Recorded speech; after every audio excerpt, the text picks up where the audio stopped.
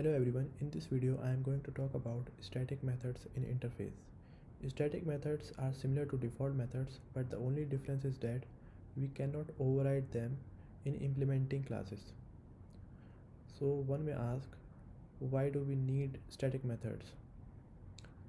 Suppose we want to add some implementation in the interface and we don't want that implementation to be overridden in the implementing class. In that case, we can use static methods. Let me show you with the help of an example.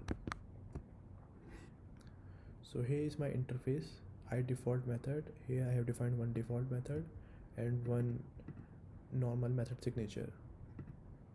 Let me add one static method inside this interface. I will add one print statement inside the body of this static method.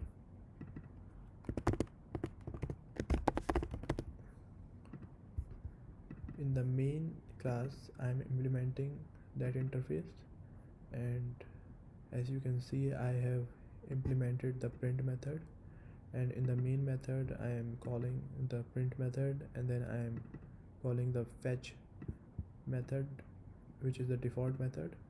So if I try to call the static method, you can see that I cannot find it in the scope of the main object.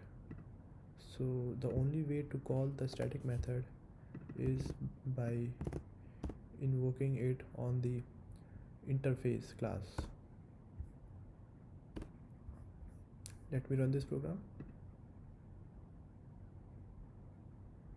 So you can see that the static method has been called. That's all for this video. Thank you guys for watching this video.